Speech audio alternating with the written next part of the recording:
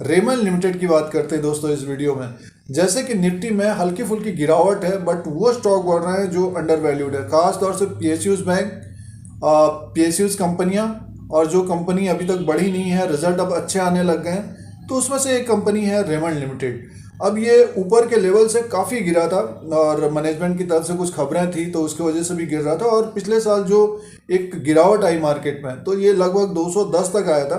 और इसके साथ बॉम्बे डाइंग भी काफ़ी गिरा था। जैसे कि अब बहुत सारे लोग क्या है कि 100 रुपये के नीचे का स्टॉक पूछने की कोशिश करते हैं, तो जब बॉम्बे डाइंग नीचे के लेवल पे था तो बताने की कोशिश थी कि बॉम्बे डाइंग को भी देख सकते हैं, उसमें रियल्टी सेक्टर का भी है, टेक्सटाइल का है, उसी तरह से रेमंड का भी है। बट इस वीडियो में रेमंड की ही बात करेंगे और रेमंड को भी एक तरह से बताने की कोशिश, जिनके पास समय है या स्मॉल क्वांटिटी के हिसाब से देखना चाहते हैं तो रेमंड लिमिटेड को देखना चाहिए। दोस्तों, आगे बढ़ने से पहले चैनल को सब्सक्राइब और बेल आइकन को प्रेस करिए और लाइक का बटन भी हिट कर दिया करें। दोस्तों, इसका जो मार्केट कैप है 2412 करोड़ का है इस वक्त। फेस वैल्यू 10 रुपीज़ का है। इस तरह से कंपनी को देखते हैं तो ब्रांड है रेमंड। और प्राइस परफॉर्मेंस में देखते हैं तो पिछले एक महीने में 7.5% का रिटर्न मिला है और 3 महीने में 16% का रिटर्न मिला, 16 से 17% का रिटर्न मिला है। और एक साल में 38% माइनस में है। जिन्होंने एक साल पहले लिया होगा अभी भी 38% का माइनस है, मीन्स निगेटिव रिटर्न है। अगर सपोज किसी ने 500 में लिया होगा तो अभी तो 500 तो गया नहीं है, 366 के आसपास है भाव। और 3 साल की बात करें तो 61% का माइनस है। तो आने वाले दिनों में अगर इसका रेवेन्यू बढ़ता है, प्रॉफिट बढ़ता है, तो डेफिनेटली स्टॉक ऊपर की तरफ जाता हुआ दिख सकता है। और इसका जो क्वार्टरली रिजल्ट आया था दिसंबर 2020 का, कंसोलिडेटेड नंबर में अगर हम सेल्स को देखते तो 1243 करोड़ का था। पिछले साल 2019 के क्वार्टर में 1885 करोड़। और प्रॉफिट में देखते तो 10 करोड़ का प्रॉफिट हुआ था। और इससे पहले Q2 में माइनस में था 129 करोड़ का, और 2019 में 37 करोड़ का प्रॉफिट था। तो एक तरह से प्रॉफिट अभी 37 करोड़ नहीं पहुंचा है, तो इसलिए स्टॉक भी नीचे की तरफ है।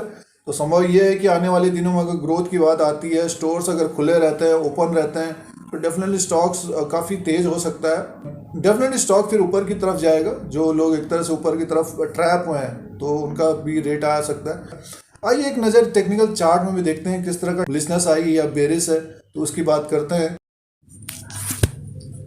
दोस्तों, ये रेमंड का चार्ट लगा हुआ है, कैंडल्स है डेली के। अगर कोई टेक्निकल चार्ट के अनुसार अगर ट्रेड करते हैं तो देखिए ये जो कैंडल बना हुआ है, एक तरह से ओपन हुआ था 341 रुपये 25 पैसे में, हाई बनाया 382, लो बनाया 338 और क्लोजिंग आई 362।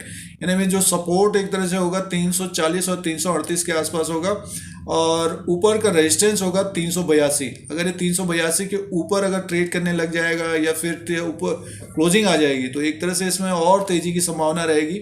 और 2-3 बार इस तरह का रहा है, 300 के ऊपर तक गया है, फिर इसमें गिरावट रही है। अब की बार वॉल्यूम देखिए काफ़ी तेज़ी से वॉल्यूम बढ़े हैं पिछले ट्रेड में।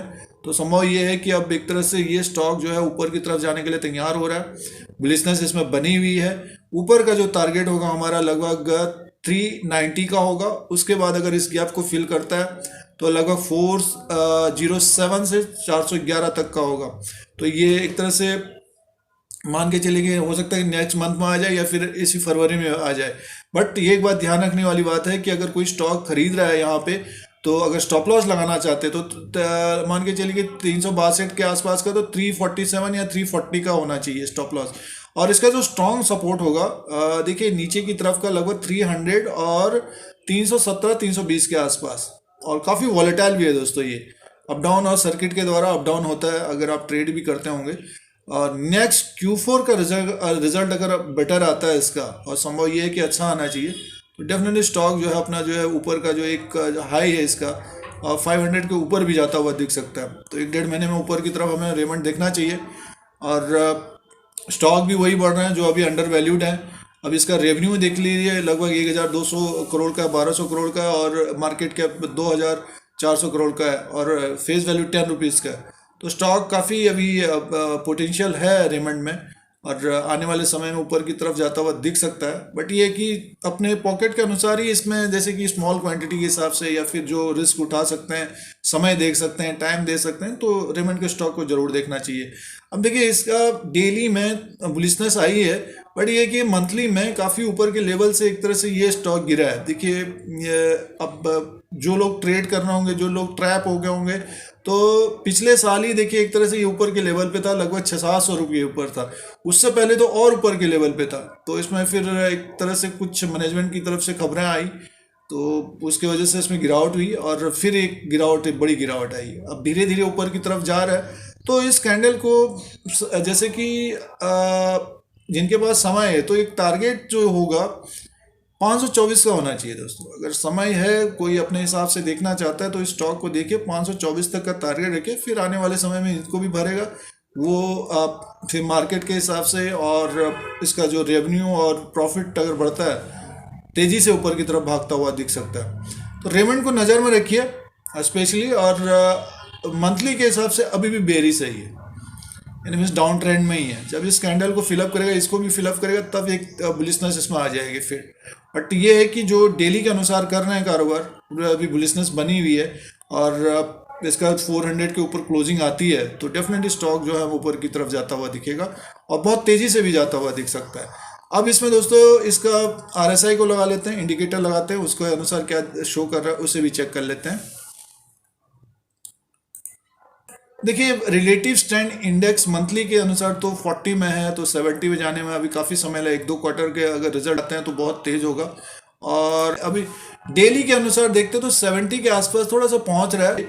यहाँ से अगर 7-8%, 10% ऊपर की तरफ होता है, 400 के ऊपर होता है, तो थोड़ी सी गिरावट की संभावना रहेगी। और ये टेक्निकल चार्ट के अनुसार है, अप ट्रेंड में बना हुआ है और मंथली के हिसाब से अभी भी बेरिश है। थोड़ा सा एक क्वार्टर का रिजल्ट अगर अच्छा आता है, इंप्रूवमेंट होता है, तो डेफिनेटली स्टॉक ऊपर की तरफ जाएगा।